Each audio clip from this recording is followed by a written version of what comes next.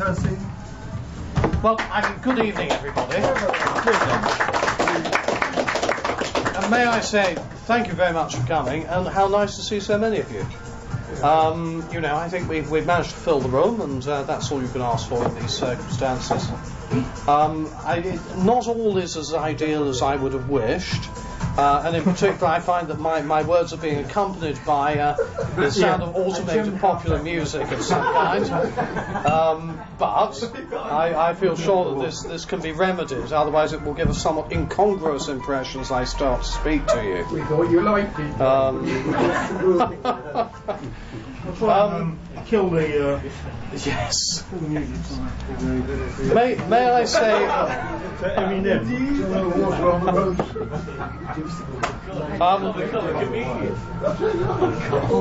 yes. May I say on behalf of the TVG, thank you very much to all of you for coming. I hope the buffet has been adequate and to your liking, and obviously we have had a good year, I think. It was a very good conference earlier in the year, at which I know many of you were present. I think in general it's been a year in which we have made some moves forward of various kinds. I imagine many of you will have seen the new website with its attendant bells and whistles, and that website is really the brainchild of Louis, who sadly can't be with us tonight. Louis has, however, left us a duty as members of the TBG, which is to pay for the website, and in that way we have a raffle which you can buy a ticket for £5, and if you are successful in the raffle, which I must say I never am, then you will win this magnificent bottle of champagne, which I think is absolutely splendid. It would make your Christmas an even happier one. So, do buy a raffle ticket afterwards. You've come here in the expectation of hearing me talk about something, and I'm going to hope that I don't disappoint you in giving a short talk of that kind. I'm aware that we don't have enough seats for everybody, so I'll try and keep it fairly brief. I'm going to talk about legacy. Well, I'm going to talk about legacy in the context of traditionalism, and I hope that these remarks will also appear somewhat seasonal. I think it's only too appropriate that they should be. It's said that Don Paul Neville, who was headmaster of Ampleforth from 1924 to 54, was at a meeting of the headmasters' conference. The theme of the discussion there was preparation for life. And various headmasters were vying to show how their schools were at the cutting edge in preparing their pupils for life in various ways. And Don Paul rose and said, "Gentlemen, I've been very impressed to hear how your schools are preparing pupils for life. I have little to add to that discussion, because my school prepares its boys not for life but for death." And I'm going to mention some aspects of the significance of death from the perspective of one of the key aspects of traditionalist conservatism, and that is, of course, the idea of legacy.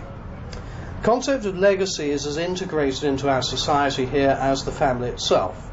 The idea that we may have an influence on generations to come, and in a number of ways our legacy is not simply a genetic one, it's not simply having children, in terms of descendants, but it can also have significant effects on future generations who are completely unrelated to us and would never have known about us but for it.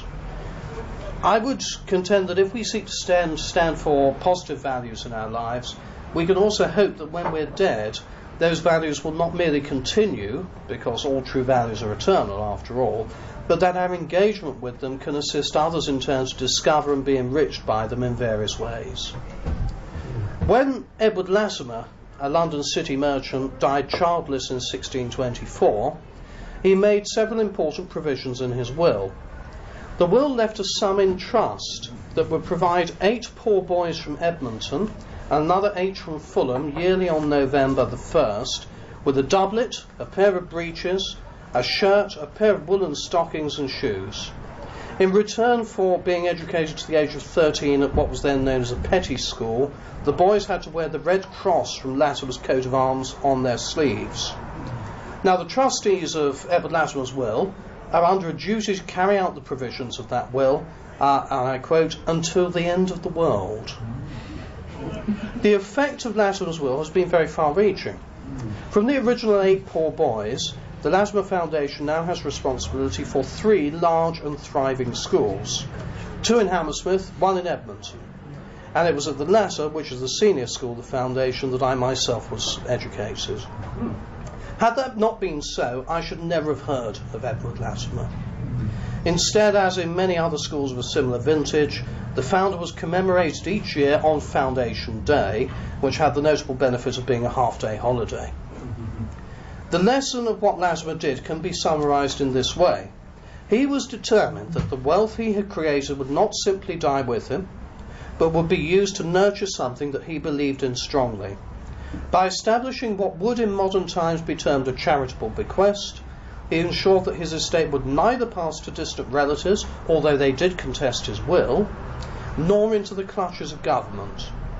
His actions are a fine example of noblesse oblige, the doctrine that holds that to those to whom wealth is given, there falls a concomitant responsibility to administer that wealth in a way that benefits the common good.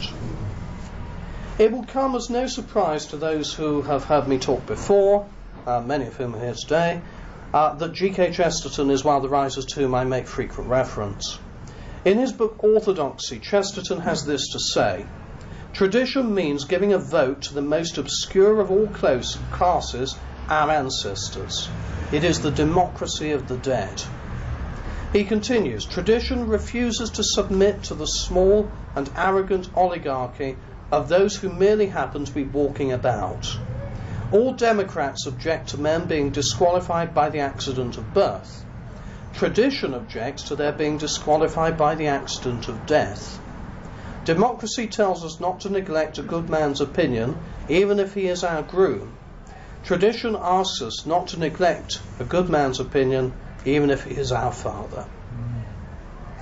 What Chesterton is referring to is the interconnectedness of human existence throughout the generations. All of us are the sum total of our ancestors in terms of our genetics, but we may also forget how like them we can be not only in our looks but in our character. If we look to the famous families of England, these intergenerational traits can often be observed and are aided by the ability to refer to portraiture from previous centuries that can reveal much about those who have gone before. We also share a more general commonality. Not for naught did writers of past generations attribute particular characteristics to the people of the various regions of our island, or refer to the English race, or speak of us as the island stock, or indeed this happy breed. For those of us whose ancestry here reaches back some centuries, before the time of widespread immigration, we are each other's kith and kin far more than is commonly acknowledged, even though it must be said that it is part of our national character to keep others at a certain distance. This shared heritage should not surprise us, since our island is not a large one, and for many centuries the English flourished unconquered. In truth, we are living links in the chain that binds us from the dead to the unborn. We hold our lives in trust, and should be determined to pass to the next generation that which we ourselves have enjoyed, in as good, if not a better, condition. Indeed, that concept of trust is enshrined in English law, and is one of the crowning glories of that legal system. The trustee has ownership, but his ownership is conceived exclusively as a duty. This remains the embodiment of intelligent conservatism, because it safeguards those things that are of value and prevents them from being dissipated or squandered. How different our society is now from that which Edward Latimer knew. We should remember that in his day there was no income tax. That would not arrive fully until 1842, and few restrictions on what a man could do with his assets. His rights under common law were inalienable. It's still possible for someone to leave their entire estate to charity today, but otherwise there are many pitfalls that work to oppose any idea of legacy. Why should this be? If we seek to understand how English society has been comprehensively destabilised during the past century, we need look no further than the obscenity of death duties. This socialist measure is designed to forcibly redistribute wealth. to rob the wealthy of their inheritance, and to smash the hierarchy that is inbuilt into England's history and character. Countless landed families have gone under, forced to sell the home that was theirs for generations, and see their heritage squandered by here today, gone tomorrow politicians who hate the established way of life of these islands and their people with a fervour that I have never understood. Many today comment on the shallowness of our society, its short-termism and the atomisation of its people. Our society penalises those who save money and instead encourages everyone to live on so-called easy credit. It privileges two classes of people: those at the bottom who have no money and can therefore obtain the maximum in benefits that is available to them, and those who are at the top, who have so much money that they can either engage in creative ways to hide it or simply not worry about it at all. Those in the middle are not merely squeezed, they are prisoners of a brutal and uncaring state machine that is designed to exploit their labour and remove their wealth for whatever vain pursuit may be in fashion at the time. Foreign expeditionary wars, high-speed tour, house building on swathes of our green belt in order to house the ever-increasing numbers entering our country, these are the things that no one seems to want, and yet everyone is obliged to pay for. While there is legitimacy to the Crown as a hereditary landowner and centre of wealth in the Britannic realm, there is none whatsoever in the aggregation of wealth by Parliament. The modern state is entitled to nothing. Everything it owns it has gained by legalised theft from its subjects. Its sole aim is to keep its subjects in their place so that the rich stay rich, the poor stay poor, and everybody else stays worried, harassed and permanently short of money. Very true. It is no wonder that our society should be shallow and short-termist if the result of aggregating even a modest level of wealth is that death duties of a swingeing 40% should forcibly redistribute it against your wishes. It is an absolute scandal that the government that maintains this robbery, backed of course by the ultimate threat of violence, should call itself conservative. It is nothing of the kind. It has embraced a socialism that Marx himself would have applauded, and it is the embodiment of the politics of envy that is so very popular with the Labour Party these days. Can we be surprised then that the most logical response to such measures is to resort to an empty hedonism? If you can neither take your wealth with you nor give it to whom you wish without contortions and expensive planning, it is all too natural simply to spend the lot. I don't want to talk about legacy simply in terms of money, though. There remain personal elements of legacy that are part of living life as a traditionalist, and that apply whatever the state of our own personal exchequer. Indeed, these elements are considerably more important than any financial consideration, but they are not only actions taken with a view to the future, but also actions that reveal and may indeed form our characters. Not for nothing is it said that success built purely on money and material goods is an empty vessel. Since we cannot immediately hope to displace the state or to abolish taxation, we should instead concentrate on what we can do to create value for ourselves.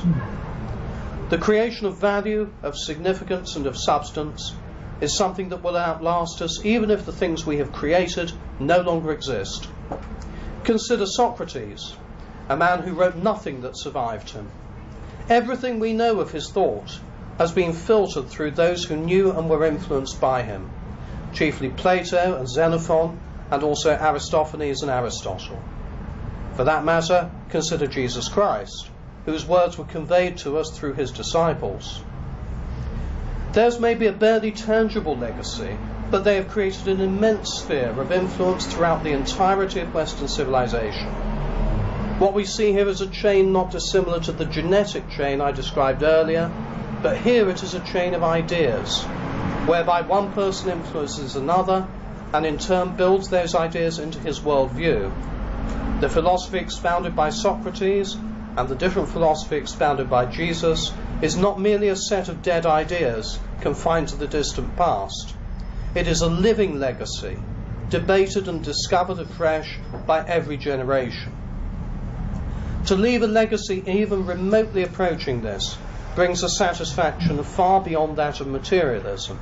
It is to know that something of us will remain alive when even our tomb has disappeared. Even if our accomplishments are of necessity considerably more modest than those I've cited, we can still derive great satisfaction from engagement in work of significance. Creative endeavour of any kind is an obvious means of adding value to life, but there are other ways towards the same fulfilment. Engagement in work that seeks to promote the betterment of our society and the improvement of the lives of others enables us to participate with the same spirit that inspired Edward Latimer. The raising of children who are educated to understand the importance of our core values is another crucial task, and one that must increasingly be undertaken in opposition to government. If we are to dedicate ourselves to seeking this fulfilment, we must first realise that our lives are finite and that there is no time to waste. This is what my opening quotation means. If we prepare for death, we live our lives with a perspective that looks for the good that we can accomplish in the time left to us, and we actively consider the way we want to be remembered. We may be impelled towards that consideration by religious belief, or we may simply want to honour life itself, for it is a gift and it is one that is all too fragile. Whatever the case, we are unlikely to emerge from such contemplation with the view that the way forward is that of pointless nihilism. More likely we will conclude that the values that are at the heart of us impel us towards a life of integrity. They will be values that, as we explore them more deeply, will reveal a moral code, and will moreover speak to those aspects of our character that we will want to develop. We all begin as deeply imperfect and flawed clay.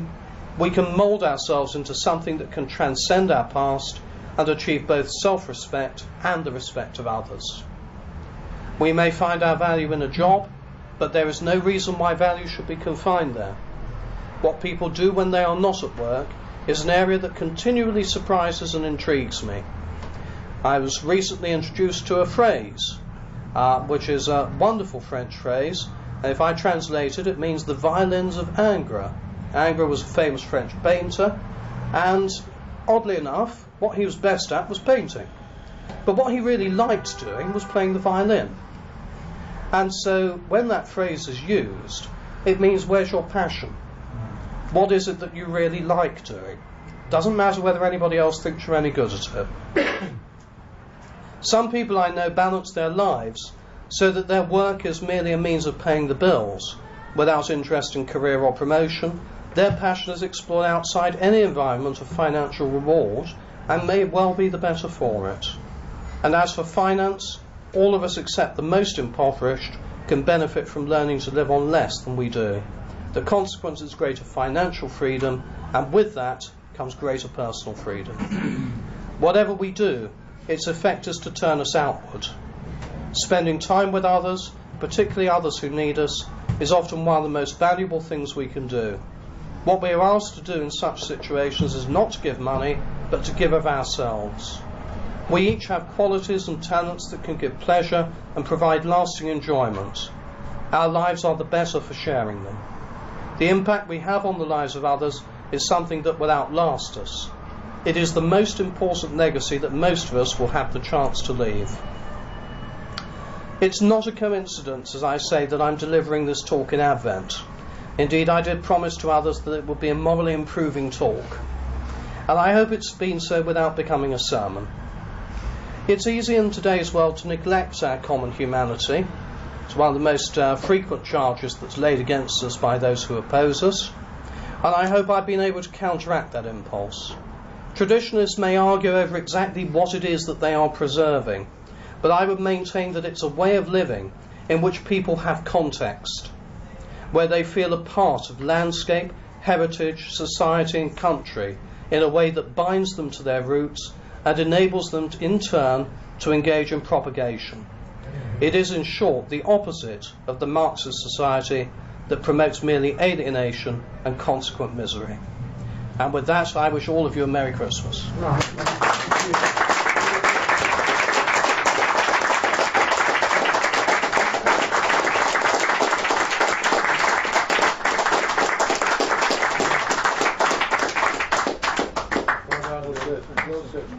Thank you. Did you manage to get it all on there?